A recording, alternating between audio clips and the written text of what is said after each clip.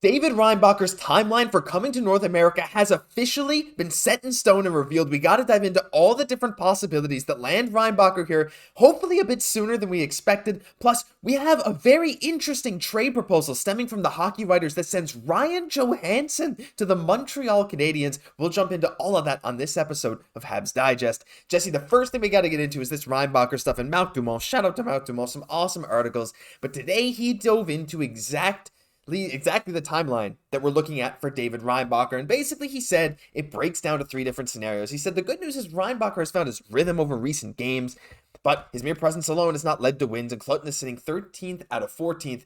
But so what that means in the National League is that Clutton will have to participate probably in at least one postseason series, delaying his arrival in North America. We'll break this down a little bit. You can pause. I'll link this down below as well if you want to read a bit more. But essentially, scenario 1, they win out their last 5-game. Rapperswil, the team ahead of them, loses out.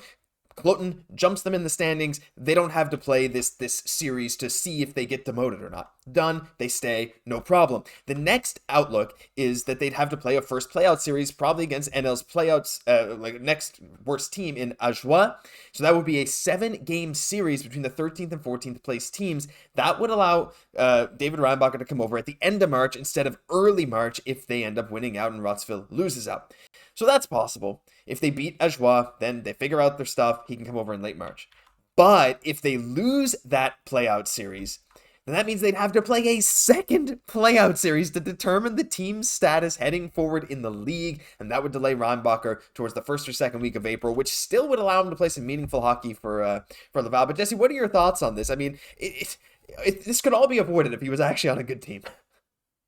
Yeah, well, he's putting on size in preparation for coming for North America. You got to feel if you're David Reinbacher, you're playing for a very bad, to put it respectfully, Cloten team this year. You're chomping at the bit to really get over here. So whether it's with the Rocket or with the Canadiens, you're happy, So I could see a world where, in one of those situations where he is maybe if the Laval Rocket are in like a playoff type situation, getting in there. Now that would be quite the transition of coming from Europe, now coming to North America, and then right into the playoff hockey. That would definitely be a trial by fire, but I think he'd be ready for it, playing in some meaningful hockey games. But I really feel like, Josh, like the most, likely situation for all this, and probably the best, I would argue, is for David Reinbacher just finish off this year over in Europe, over in Switzerland, and then next year really come to the Montreal training camp ready to make this hockey team.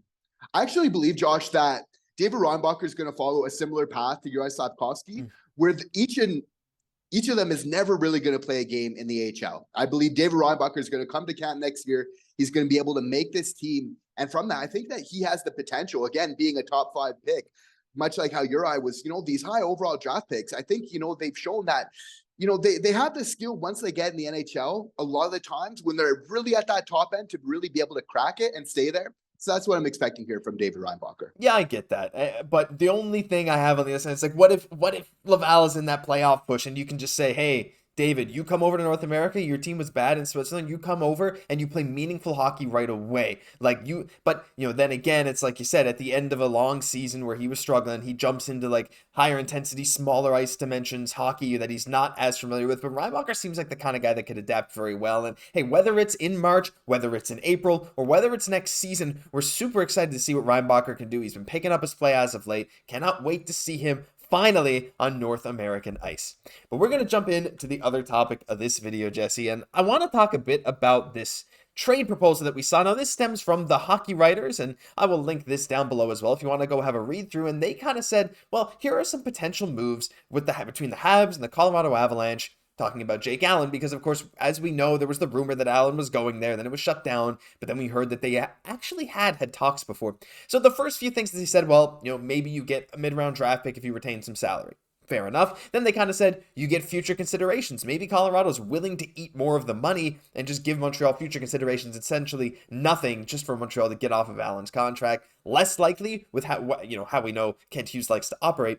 But their third option, Jesse, is one of the more interesting things. Now, when I first read this, I was like, no, why would we do that? Ryan Johansen hasn't been that good for you. He had a good year a couple of years ago, but like, he's an albatross of a contract, and no, I don't really think it makes sense. He said, however, it could realistically be the one way the Habs get the deal done, considering they're each unwanted deals around the same cap hit. And then I remembered Ryan Johansen is 50% retained by Nashville, so he's making only $4 million for this year and next. It's the same as Jake Allen, basically. It'd be a contract swap in essence.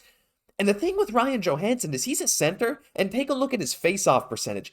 He has never been below 51% bar his rookie season. This year, 54. Last year, 59. The years before, 53, 52, 53. And he has always been a power forward with a real good eye. His vision's great. He's always been a good playmaker. The question a lot of the time has been his effort. Now, Jesse, I don't know about you for this. I think Jake Allen, I don't think Kent Hughes would do this from a financial standpoint. And Johansen's not the kind of guy that's always out there working his butt off every single night. So maybe there's not a fit there. But if you can get Johansen, he bounces back a bit with Montreal, then you can retain his salary next year to ship him to a contender. I don't think it's the craziest thing in the world, especially since Montreal maybe needs a bit of center depth this year. We really do. And, maybe if we're not having like Brendan Gignac kind of come up and play, well, still, a fourth line, probably at best in the NHL, but still all the same, it's maybe we'd want to consider that a little bit more. Of course, that center position is so important. We want to still protect these younger players that we have. So you got to feel like Kent Hughes thinking, should I bring in a vet, somebody that can kind of win some faceoffs, maybe help Suzuki a little bit. So you have to feel like he's considering this. But ultimately, Josh, I feel like this is the first time in a very long time for me as a Habs fan. I feel like many of us in the media as fans, where it's like we can almost kind of expect the type of player that Kent Hughes is going to go for. Isn't that kind of like refreshing that this team has this type of identity now that we're going for, that we can kind of really establish and say, okay, this is a Montreal Canadian type of player, right? And again, with Ryan Johansen, absolutely no disrespect, a good hockey player, scoring 30 goal years left, right, and center and everything else. But I mean, just doesn't seem like quite of that cultural fit, which for me seems so important to Kent Hughes. There's going to be one thing he's not going to do is go against the culture of this team. Of course, he does have a responsibility with the GM to win hockey games and, of course, to help with the development and everything else. So thinking about bringing vets on, is obviously part of his due diligence to do, however, just with the money sort of situation, I just feel like Ken is just trying at this point, whatever we can kind of do to maybe just free up some cap space, free up that rotation, if we're getting kind of a little bit of a later round pick back, that's great. Of course, Allen and his play from here to the trade deadline is going to kind of determine his value even further as well going forward from there. But as this time, I'm just wondering if we can't do this Jake Allen trade just some other type of way.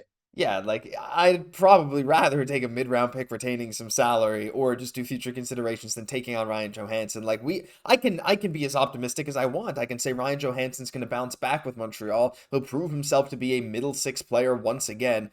Maybe not top six at this point, but maybe a middle six center who can win you 54% of your draws. And then other teams are going to want that, especially if Nashville's already retaining him at half. I'm not sure how that works if Montreal can retain another half next year. I believe they can. Someone can correct me down below if that's not true, but regardless, he'd be an expiring deal next year, and then you clear up the goalie problem. But at the same time, like you said, Jesse, he doesn't feel like a Montreal Canadian. He really doesn't, and I don't think Kent Hughes would go after this. I think it would just make more sense to get a player that they could pick on their own, that they could develop, figure out their own path. But what do you guys think? Are you interested in the idea of Ryan Johansen for a Jake Allen swap? I don't think we're sold on it. I don't think it's going to happen, but regardless, it's really interesting. When you dive into the numbers, it might make a little more sense than you might have thought when on the surface of it, for sure. But that'll do it for this episode of Habs Digest. If you enjoyed, leave a like, comment, subscribe to the channel. We're on the road to 11,000. We're getting really, really close, and we have each one of you to thank for that. I'm Josh Gosse, my co-host Jesse Poirier. We'll catch you in the next one.